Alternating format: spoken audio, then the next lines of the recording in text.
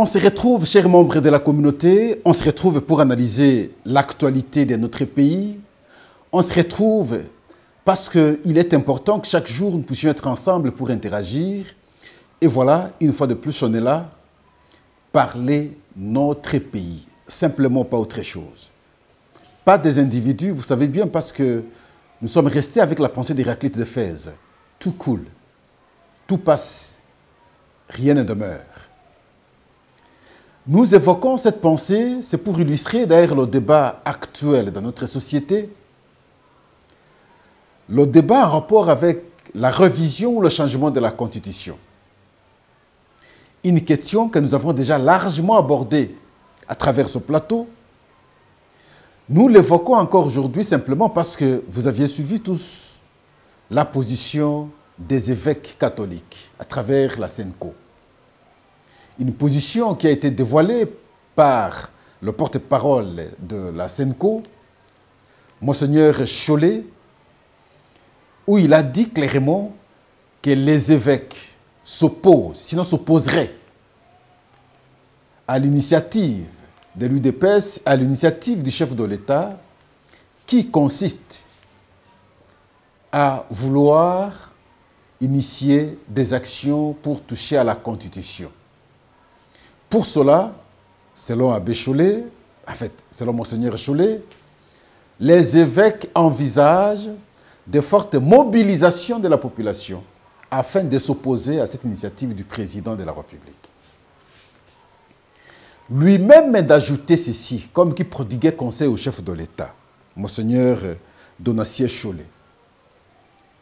Le président Félix-Antoine Tshisekedi, il invite alors à ne pas écouter ses collaborateurs qui ne voient pas plus loin que leur ventre, car c'est lui qui assumera la responsabilité de ce qui arrivera en fin de compte. C'est une menace de l'Église catholique. Face à l'initiative ici du président de la République pour la révision de la Constitution. Voilà cette question, voilà pourquoi cette question nous intéresse encore aujourd'hui pour l'aborder et pour l'analyser ensemble avec vous. La deuxième question d'analyse, et là aussi d'ailleurs je vais vous rappeler que nous l'avons largement abordé. Nous étions en train d'interpeller le ministre des Infrastructures et le ministre des Finances. Nous avons intitulé, il y a 2 jours passés, dans notre numéro, nous avions dit « Les embouteillages à Kinshasa rendent la vie difficile ». Et voilà, le ministre des Transports, après échanges préalables avec des commissions sur la question, ils ont réfléchi sur qu'est-ce qu'il faut pour qu'en fin de compte, on puisse éviter des embouteillages. Ce qui est vrai aujourd'hui à Kinshasa, sincèrement, il est difficile de se promener librement et calmement, avoir un chronogramme de temps normal. Et dire je suis ici, je vais arriver à tel endroit, à telle heure. En tout cas, c'est difficile. Parfois, c'est pénible. Et ça fait peur, ça inquiète d'ailleurs lorsqu'il faut prendre le programme de sortir. À Kinshasa, c'est comme ça aujourd'hui. Ils ont réfléchi à leur niveau. Ils ont pris des dispositions. La première, renforcer la présence de la police dans les artères pour réguler la circulation. La deuxième, il faut initier maintenant des directions uniques, des sens uniques. Et on a responsabilisé la CNPR et l'OVD de pouvoir penser sur les faisabilités. Est-ce que c'est efficace? Pascal dit, en tout cas, ce n'est pas efficace. Et nous allons analyser. En tout cas, merci. On se retrouve encore une fois de plus ici. C'est votre cadre d'analyse. S'il vous plaît, n'allez jamais ailleurs. N'allez alors jamais ailleurs. C'est ici. La question de la Constitution, le débat des sociétés, le débat sociétal, en rapport avec ce que nous avons comme pacte, la Constitution que nous avons votée en 2006, la Constitution qui nous a permis d'avoir l'élection en 2006, en 2011, en 2018 et enfin en 2023. La Constitution qui a été déjà, il faudrait le dire avec force, revisée en 2011, où on a enlevé un tour pour l'élection présidentielle et nous sommes restés avec un tour alors qu'au départ, c'était prévu pour 2 tours. Est-ce que ce n'est pas normal qu'on revienne maintenant au sens normal de cette constitution? La constitution qui, à travers son référendum, l'UDPS l'avait rejetée en 2006. Et nous avons dit, aujourd'hui, c'est l'UDPS qui est au pouvoir, c'est que le parti politique UDPS pensait comme meilleur à pouvoir introduire dans la constitution congolaise. Je crois que ça peut aussi être une occasion pour l'introduire. Mais dans tout ça, nous avons une question fondamentale. J'aimerais que nous puissions réfléchir avec vous, chers membres. À quel moment on peut changer la Constitution? Est-ce que la Constitution est-elle changeable? C'est la question fondamentale. Parce que le débat que nous attendons aujourd'hui, comme si on ne peut pas, dans une société, dans un pays, on ne peut pas réfléchir sur le changement de la Constitution. Mais il n'est pas pertinent. J'aimerais qu'on se décharge de nos appartenances. J'aimerais que nous soyons plus profonds dans la manière d'analyser les faits. Quand nous entendons le point de vue des uns et des autres, comme si on ne peut pas toucher à la Constitution. Comme si la Constitution à travers le monde, dans chaque pays, ne peut pas être touchée, ne peut pas être changée. Et nous nous posons la question ici, est-ce que la Constitution est-elle changeable? Oui ou non? Si vous répondez par oui, alors la deuxième question suit. À quel moment alors on peut changer la Constitution? Et qui doit apprécier le changement de la Constitution? C'est là la pertinence de la question. Mais nous n'allons pas au fond. Souvent, on est dans le débat superfétatoire. Allons dans le fond. Pourquoi nous sommes allés jusqu'au fond? Parce que les évêques, à travers leur structure, que nous appelons SENCO, ont donné un avis, l'avis qui a été rendu public par le porte-parole de la SENCO, Monseigneur Donassier Chollet, qui a dit que les évêques s'opposent à cette initiative du président de la République et de l'UDPS qui consiste à envisager le changement de la Constitution. De ce point de vue, la SENCO s'est engagée à pouvoir mobiliser la population afin de s'opposer à cette initiative du président de la République. Si à son temps, nous avions vu, lorsqu'il fallait contester le non-dépassement du mandat du président Joseph Kabila à son temps, au moins pour l'Église catholique, il a fallu créer celle-ci. Je crois que c'est comme ça qu'on avait surnommé à son temps. Mais ce n'était pas les évêques qui se sont engagés directement comme ça avec de telles déclarations. Mais cette fois-ci, je vois les évêques les dire à haute voix. Ce sont des citoyens congolais. Ils ont aussi le droit de le dire. Mais aller jusqu'à promettre maintenant la mobilisation des gens, comme si l'appréciation de la gestion de l'État ne peut pas être vue sous l'angle des gestionnaires. Le président de la République, c'est celui qui a les contours de la gestion de l'État. Abécho l'a complété, comme nous venons de dire pas longtemps, tout en prodiguant conseil au chef de l'État de ne pas écouter ses collaborateurs. Parce qu'en fait, quand c'est lui qui sera responsable, ces gens ne se battent que pour leur ventre. Ça, c'est le Monseigneur Donassier Chollet.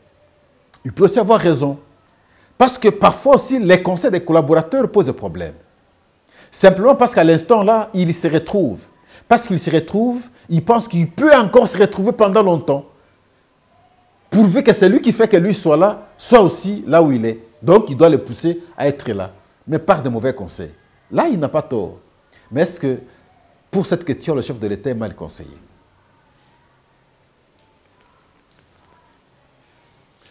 Parce que nous le disons, la Constitution, elle est changeable.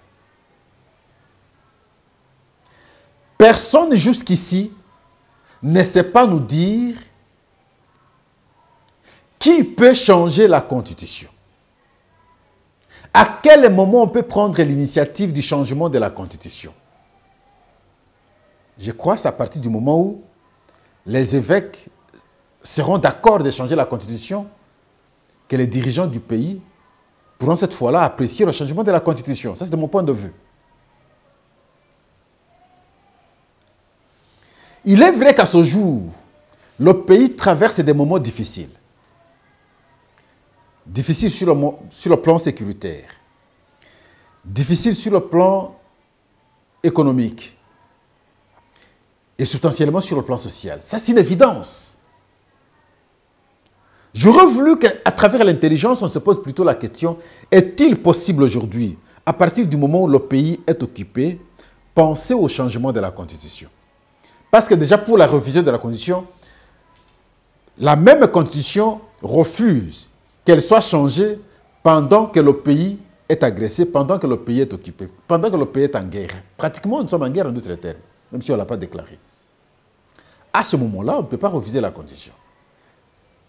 Mais au moins pour le changement, la Constitution n'a pas émis des conditions du temps. Mais simplement sur le plan du bon sens. Il ne serait pas normal de parler maintenant du changement de la Constitution pendant que le pays est occupé. Si on évoque une telle question, ça devient pertinent. Les conditions sociales, substantiellement les conditions économiques. Si on dit, mais quand vous évoquez ça, vous risquerez de ne pas avoir l'adhésion populaire du fait que les conditions de vie sont difficiles. Si vous évoquez ça, vous pourriez avoir raison. Parce que pour ce cas, Pascal, j'ai toujours dit depuis longtemps, il faudrait qu'on fasse une révolution sur l'agriculture. Je vois aujourd'hui des lancements de la campagne agricole par-ci par-là, mais à Kinshasa, je ne crois pas qu'on peut résoudre ce problème. Par contre, à l'intérieur du pays, il y a beaucoup d'espace. Et on peut exploiter la terre, permettre que le produit issu de cette exploitation soit à mesure de servir tout le pays. Mais si on fait des petites aventures ici à Kinshasa, je ne crois pas qu'on va résoudre le problème. Deuxièmement, Pascal, j'ai toujours dit, l'économie de notre pays, c'est entre les mains des étrangers. Question de voir les banques. Toutes les banques ne sont pas congolaises. Question de voir les grands hommes opérateurs, enfin, les grands opérateurs économiques. Tous, d'ailleurs, je veux dire, ne sont pas congolais. Et donc, notre économie est entre les mains des étrangers. Ce sont eux qui dictent même la politique du prix. Parce que tout est conçu à l'extérieur. Et nous, ici, nous ne savons que consommer. Je le dis autant de fois. Dans ces conditions, c'est difficile. Et comment on va trouver solution à la question sociale à partir du moment où l'économie est entre les mains des étrangers? Si vous posez un tel problème pour justifier plutôt la non-raison de toucher à la Constitution, ça devient pertinent. Mais lorsque vous dites simplement qu'on ne peut pas toucher à la Constitution, c'est sur base de quelle modification, enfin, quelle mobilisation? C'est sur base de quelle raison? Aucune raison, en fait. La Constitution, à travers le monde, connaît des changements en cas de nécessité. C'est comme ça qu'on passe d'une république à une autre. Et pour le cas de la RDC, le cas du Congo, nous l'avons connu déjà.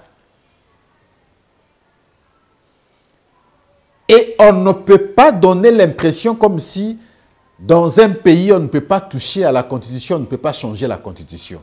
Ça, c'est un faux argument. Deuxième faux argument non pertinent, c'est lorsqu'on pense que on ne peut pas changer la Constitution maintenant. Et c'est comme ça que je rétorque la question. À quel moment on devra maintenant penser au changement de la Constitution? C'est à quel moment? Et qui doit apprécier ce moment-là? Est-ce que c'est les évêques? Ce sont des Congolais. Si c'est les évêques qui doivent apprécier le moment du changement de la Constitution, qu'ils nous disent. Mais moi, j'aimerais qu'ils comprennent que la Constitution est changeable. Et le moment, de mon point de vue, c'est les dirigeants qui l'apprécient parce que ce sont eux qui ont la gestion de l'État au quotidien. Ils apprécient les incohérences. Lorsqu'ils constatent qu'il y a des incohérences quelque part, lorsqu'ils constatent qu'ils ne parviennent pas à atteindre certains objectifs du fait de l'application de certaines dispositions de la Constitution, ce sont eux qui apprécient, qui peuvent proposer finalement le changement de la Constitution.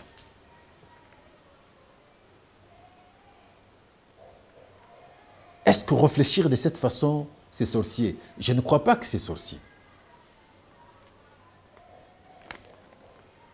Donc, je vous démontre ici le côté de l'opportunité et le côté de la non-opportunité. De l'opportunité, je dis, c'est aux dirigeants de pouvoir apprécier si, dans leur conviction, à travers la manière dont ils gèrent le pays, ils estiment qu'il y a des difficultés pour atteindre certains objectifs, et ces difficultés sont dues du fait de l'application de certaines dispositions de la Constitution. À ce moment-là, s'ils estiment qu'ils doivent changer ces dispositions, par conséquent changer la Constitution, ils peuvent le faire. La non-opportunité, je le dis, parce qu'on n'a pas résolu des questions fondamentales de la société, entre autres ici la question économique, comme je le dis, et la question de la guerre. Et donc, les évêques, à travers la SENCO, auraient dû pousser la réflexion de cette façon et ne pas donner l'impression qu'on ne peut pas changer la Constitution dans un pays. On ne peut pas donner l'impression que la Constitution ne peut en aucun cas être changée. La Constitution peut être changée. Et ne peut apprécier le changement de la Constitution que ceux qui gèrent l'État au quotidien.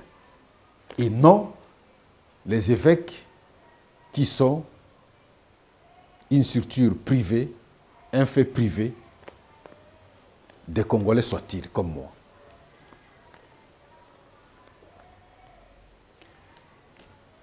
Mais lorsqu'ils appellent le président de la République aussi à la prudence, est-ce que c'est mauvais? Je dis que ce n'est pas mauvais. Si c'est un conseil qui va plutôt dans le sens de l'aider à travers la gestion de l'État, avoir une certaine harmonie avec sa population, je dis que c'est une bonne chose aussi. Mais on aurait l'impression, à travers le point de vue avancé par la SENCO, comme s'ils ne les font pas à cœur ouvert. Ils les font avec intention de s'opposer à une quelconque initiative qu'ils prendraient pour adapter la Constitution, probablement aux réalités de notre pays. En tout cas, merci. Ça, c'est la question de la Constitution. Et donc, substantiellement, je dis, la Constitution est changeable. Le moment du changement de la Constitution ne peut pas être apprécié par la SENCO, mais plutôt par les gestionnaires de l'État, qui peuvent initier les cadres d'échange dans la société, avoir l'avis également de la société sur la nécessité de changer la Constitution. Mais je crois, de mon point de vue, moi, c'est de cette façon que je peux dire au chef de l'État, initier les consultations, échanger avec les différentes couches de la société, jauger l'opinion nationale sur la question, comprenez ce que pense effectivement la population, si elle est d'accord pour qu'on change aujourd'hui la Constitution, vous, comme gestionnaire qui voyez les difficultés que vous avez, vous serez maintenant informé cela clairement à la société pour qu'elle vous donne, sinon à la population, pour qu'elle vous donne l'autorisation de pouvoir initier le changement de la Constitution. En tout cas, merci. La deuxième question d'analyse, c'est la question des transports. Question que nous avons abordée la fois passée où nous étions en train de démontrer qu'à Kinshasa aujourd'hui, ça devient pénible de pouvoir se promener. Des embouteillages partout. Et pour nous, la raison, c'est principalement manque des routes. Et pour cette question de manque des routes, pendant la saison sèche, nous étions en train d'alerter que pendant la saison de pluie, ce sera difficile, on aura un mauvais spectacle. Vous, membres de la communauté, je pense que vous nous aviez suivis depuis tout ce temps. Et d'ailleurs, on interagissait avec vous. Nous y sommes. Nous sommes maintenant en pleine période de la saison de pluie. Aujourd'hui, les eaux sont pratiquement sur toutes les artères. Conséquence, il n'y a pas fluidité de circulation, il n'y a pas passage, et il y a des embouteillages simplement lorsqu'on a ne fût-ce qu'une petite artère qui soit praticable et tous les véhicules se déversent vers là. Nous vous avons démontré, quand vous prenez poids lourd à la hauteur de Bralima, c'est coupé, beaucoup d'eau, le passage est difficile. Vous prenez Flambeau, toujours du côté Bralima, c'est coupé, beaucoup d'eau, le véhicule ne passe pas. Vous prenez Itaga, c'est coupé, enfin, les trous sont partout, plein d'eau. Vous prenez Kabambare, n'en parlons pas, là le passage est en tout cas impossible. Vous prenez Kabinda, des trous partout, le passage est impossible. Vous prenez Bokassa, partout, des trous terribles. Vous prenez Kassavubu, en tout cas c'est plein d'eau, plein de trous. Vous prenez et vous voyez, Wangata n'en parlons pas, et donc pratiquement toutes les routes qui mènent vers la ville, là je n'ai pas oublié Kasaï qui a disparu depuis longtemps, aucune n'est bonne. On est resté simplement avec 24. Et par 24, tous les véhicules se déversent là. Et la conséquence, lorsqu'il y a un embouteillage là-bas, ça a des répercussions pratiquement sur toutes les petites avenues. Et la ville est bloquée comme ça. Le ministre des Transports initie maintenant en fait compte, parce que pour nous, le responsable était le ministre des Infrastructures. Nous l'avons interpellé à son temps, son conseil nous avait appelé pour dire que le problème ne se posait pas à leur niveau, mais le problème était au niveau du ministère des Finances, parce qu'ils avaient des projets, ils avaient tout introduit, mais le financement posait problème. Et ceux des Finances nous avaient appelé et aussi rejeté la responsabilité ailleurs. Et le ministre des Transports initie un échange en commission préalablement afin de sortir l'idée de comment soulager la population. Et ils ont pensé à deux ou trois idées. La première, il faut mobiliser une forte présence de la police nationale sur les artères publiques afin de faciliter la circulation. Est-ce que c'est efficace? Je dis oui et non en même temps. Oui, parce qu'ils peuvent persuader. Oui, s'ils seront sérieux, ils ne vont pas demander l'argent. Ils vont faciliter le passage. Oui, si en tout cas, ils auront le sens du travail. Non, parce que tant qu'on n'aura pas d'autre voie, il sera difficile de pouvoir bien faire le travail parce que les véhicules tous seront là au même moment. Quand c'est au même moment, dans les croisements des routes, ça pose problème. Deuxième initiative, donc il faut envisager maintenant des voies à sens unique. Je crois, cette voie me semble être très bonne un peu. Et on a responsabilisé la Seine-Père.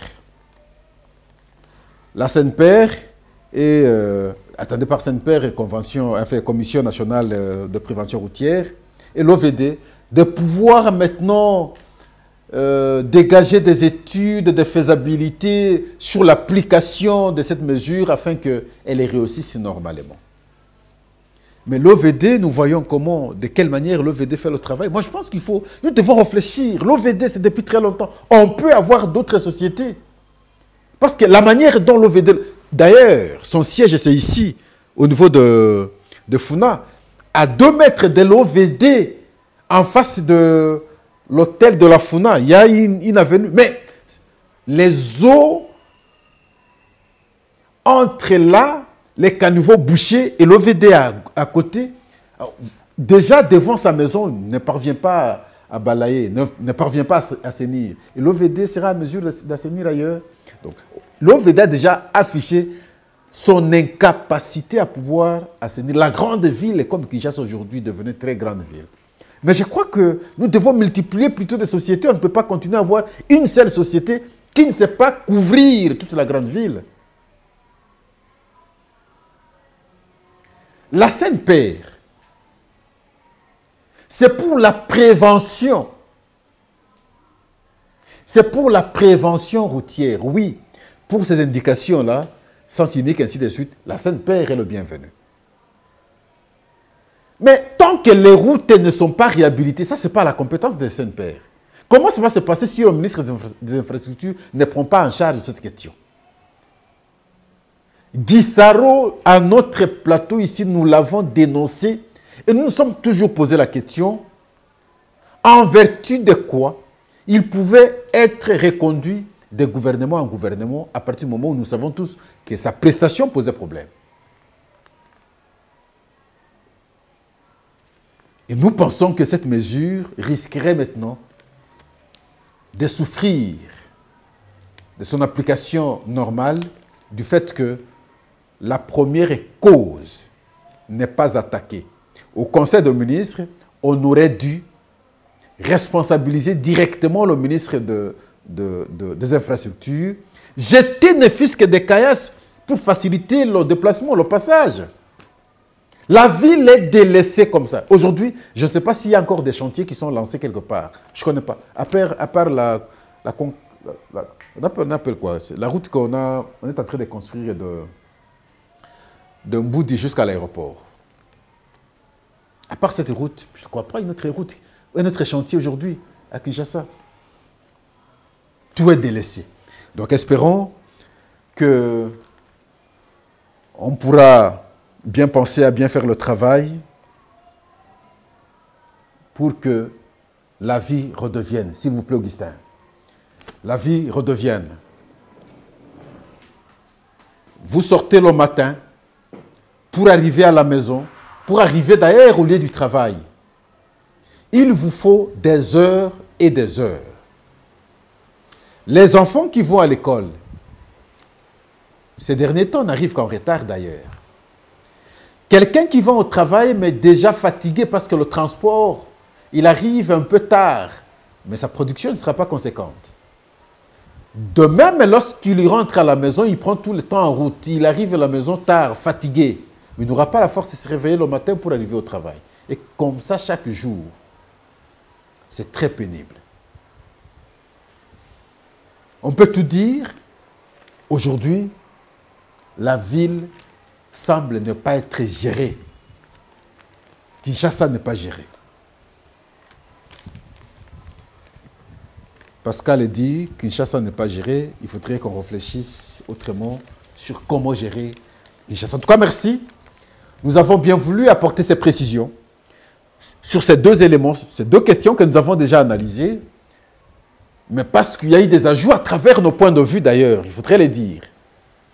Il fallait maintenant revenir pour apporter encore d'autres précisions sur ce qui a été avancé comme petite solution que nous estimons pas de solution efficace, principalement dans le cas ici de la lutte contre les embouteillages et également du point de vue de la Senco sur la Constitution. Nous avons dit la Constitution est changeable et son temps ne peut être apprécié que par ceux qui gèrent le pays et non par la Senco. En tout cas, merci, au revoir, à la prochaine.